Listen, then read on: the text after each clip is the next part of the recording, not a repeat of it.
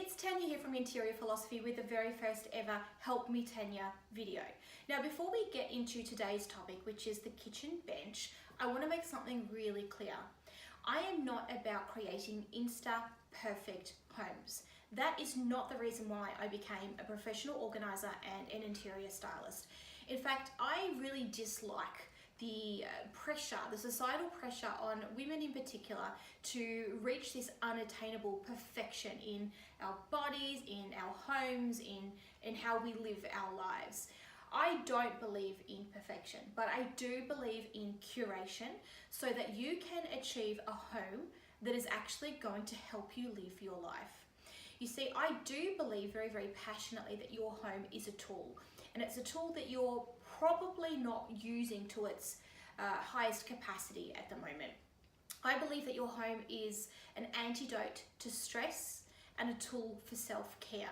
And when you understand how it can help you, and you understand what things you can employ to make it work for you, strategies, structure, organization, how to think about things, you have an amazingly powerful opportunity to introduce calm and reduce stress and just make life easier for yourself. So the aim of my video series is not about perfection. It is not about perfect photographs. It is not about being the ultimate hostess or mum or wife. It is just about small steps towards improvement so that your home helps life be easier and more comfortable. So let me tell you, this video is also not going to be insta-perfect. I am going to walk my talk, but I am really proud to be bringing you this series in direct response to questions that you are asking me. So let's get started. So today's Help Me Tania video topic is keeping the kitchen bench clear from dumping. It came from Stephanie inside the Motivating Mindful Homes Facebook group, who asked, can you please do a video on kitchen benches? Specifically, the ones used to dump mail and the stuff that you will get to later. I constantly have a pile and it drives me crazy. Thank you so much for sharing this question to the group. And what we saw very quickly is that Stephanie was not alone. I asked other people to weigh in on the topic, and we had quite a few people bravely share photographs of their kitchen benches and leave some comments along the lines of, it drives me crazy. My bench is my work zone, but others' dumping zone, and it's horrendous. So when we go back to this idea that your home is a tool for self-care and an antidote to stress, and then we look at the language that people are using, like crazy, crap, and horrendous, very quickly we can see that that's not the language that we use when we talk about a happy place. That's the language that we use when we are in some form of distress or overwhelm or anxiety. So what I want you to realize in this moment is that clearing off your bench top is not a chore of cleaning. Clearing off your bench top is a defiant act of self-care, and that is something I am behind 100%. So what we discovered through further discussion in the group, I did a poll to find out, well, what items are hitting your bench and sort of living there way beyond their due date. And the top responses that we got were paperwork, including bills and homework and other bits and pieces, personal items like hair ties and lip balm, sort of your daily must-haves like wallets, keys, hats, sunglasses, and also handyman or handywoman items like, for example, here I've got some glue and a tape measure. So I am going to be covering today the practical way that you're actually going to address those items. But before I do, we first need to look at why are these things actually there. So that is what we're going to do now. Okay, so the number one reason why we see the kitchen actually attracting a lot of clutter onto the kitchen bench is that it's often the center of operations for our family. It's often the place we head to when we first come home. We spend a lot of time here. We do cooking, we do cleaning, we do helping kids with homework. We're in here a lot. And so it is a natural occurrence that when we walk into the house or when we're doing things in the house and then we're done with those things, they go down on the nearest surface. So that is a behavior that needs to be challenged. Reason number two is that often the things that do land on the bench don't have a better place to go.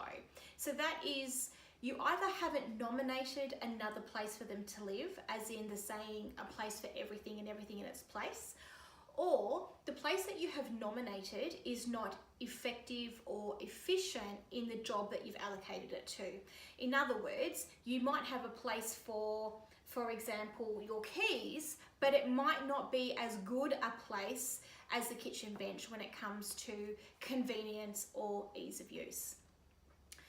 The reason number 3 that you might have a lot of stuff on your kitchen bench is because you just have too much stuff in your house. You know, if every drawer and every bench and every cupboard is stuffed full of things, obviously then it makes sense, then the things that you do use regularly end up on benches like the kitchen bench because they literally have nowhere else to go. So one of the first things that you probably need to do is actually examine how much stuff you have, work out how much of it you're not using and not loving, and actually have a bit of a cull. Now, reason number 4 is one that I don't really want to talk about because it means I have to admit that my mother was right, but here we go. Habits matter. So it doesn't matter how good your systems are that you install, how good the storage, if you don't change your habits to use them effectively, they're going to fall over. So I grew up in my family with the saying, don't put it down, put it away. And my mother still lives in my head to this day. Now that saying for me as a child was very boring, but I did it. Had some grudges about it, but I did it. But as an adult, it's a cornerstone in the way that I run the household. We need to break the habit of dumping. We obviously need to give those things better places to go, but then we need to follow through with the action. Otherwise, the effort that you put in to cull, to declutter, to reorganize, to allocate spaces, if you don't use them, they will fall over. So habits need to change. And reason number 5 is that you probably don't live alone. Most of us don't. What that means then is it doesn't matter how good your intentions are and the systems and ideas that you have, if other people in the house aren't on board, it's also going to fall over. So you cannot do this on your own. It's really important to sit down with the people in your family and have a discussion about how you want to keep the kitchen bench clear and why. Now, it's not about laying blame. It's not about pointing the finger and saying, well, you put this there and you put that there. It's about saying how you feel, what you'd like to change, why you'd like to change it, and how you think it will positively impact the family as a whole, and try to link that change to positive outcomes for everybody in the family so that they're motivated to join you. They might surprise you. They might be more on board with the idea than you think they might be, and they might have some suggestions of other areas in the house that they would also like to see decluttered. So that's a lot of food for thought, I know, but what I hope you're realizing at this point is that you don't actually have a kitchen bench clutter problem. What you're experiencing is the symptom of some or all of those issues that I've just covered off.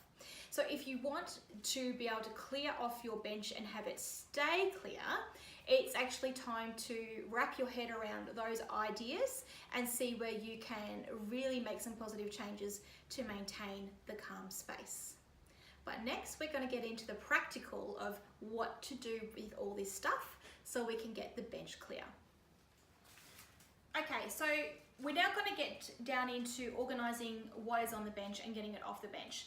Now, the first thing we want to do is actually separate what we have, like with like, into different groups. So I've got all the paperwork here, which I'm going to pop there. I'm going to put all the personal items over here, keys and sunglasses over there together. And we've got some stationery items here. They're always common in the kitchen, stationery together. Got some handyman items, some more stationery. And what I'm going to do is keep working through the pile until things are with their friends and they make sense. So, nail clippers, nail file, nail scissors all together, stationery together. And sometimes it's some weird miscellaneous things that maybe are hanging around because you don't know what else to do with them. So we want to give them their own pile too. Okay, so let's talk about paperwork. it's kind of the bane of every household, right? My number one rule with anything when it comes to reducing overwhelm in your home is to stem the tide. You want to stop things coming into your house wherever you can. And actually mail is quite easy to do that these days. We've become so digital in the way that we conduct our lives. It's going to take about half an hour of your time to sit down and either make phone calls or send emails where you can request paper versions of things, communications being sent to you, and opt instead for them to come to you on email. So in particular, your bills and your bank statements, it's very quick and easy to stop them coming to you. Another thing that you can do is put a no junk mail sticker on your letterbox. I think that junk mail is quite an outmoded way of conducting advertising and incredibly wasteful from an environmental perspective, and is often one of those things that really just pile up around the house. So that is a very quick way for you to get a whole lot of mail, a whole lot of paper stopped coming into your household. Okay, so for the next two categories, I potentially have the same solution for you. And it looks like this. It's a little zipper bag. Now, I actually think these zipper bags can be incredibly helpful in many different scenarios. And I think that in the case of the personal items that tend to hang around the kitchen, this is a great solution for you. Because I know often we're looking for a hair tie when we're cooking, or we want some lip balm, or we want to put some hand cream on after we've done the dishes, or we've got a broken nail that we need to quickly address. Sometimes those personal items make sense in the kitchen. We just don't want them spread out. We want them contained into a space. So these are a good way to do that. So into this bag, I'm putting some hair ties and some nail files. As I said, you can put some lip balm and other type items in there, zip it up and pop it out of the way into a drawer, into a cupboard, or somewhere out of sight, but somewhere that you can grab quickly when you need it. And that way you just restrict those types of items into that bag and you keep it neat and tidy.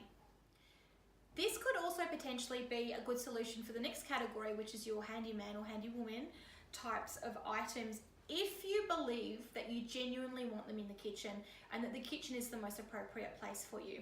You could put all of these sorts of things in here as well. Separate bags, so one for personal items and one for handyman items. But you can pop them all in, zip them up, and again, stow it away out of sight for when you need them. But I would challenge just how important it is to have these items in the kitchen, and suggest that perhaps somewhere like the laundry would be more appropriate. Also, in the case of the things I've just put in this bag, you'll see that I have, I believe, 3 mini torches. Now, I can't say I've used many mini torches in my life, and I would challenge the need of 3 and potentially of any at all. So it might be time to cull all 3, or maybe keep one and decide where it would best serve you when you're going to need it. Now, for something like the stationery that we've come across, something like this might be more appropriate. Now, look, there are some things in here that probably don't need to be in the kitchen. There are some kids' crayons and erasers and a USB key. And a little bookmark. So there's definitely a strange array of things that are actually here. So even though we've categorized these into stationery, they probably need to be further categorized into things that belong to my children, things that should be at the computer, and things I actually want in the kitchen space. So scissors, yes, I do want them in the kitchen space. Pens and pencils, yes, I use the pencils to write labels on my bulk food hookups. Don't need a paintbrush in here, so that can go to the children.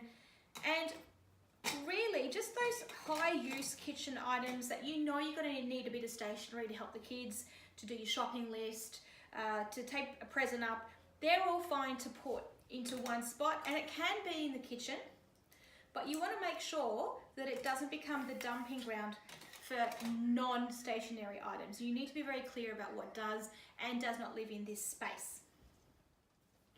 It's okay for something like this to kind of be a bit messy on the inside, as long as it's contained to the container and that the contents are all serving a purpose and making life easier for you. That's perfectly fine.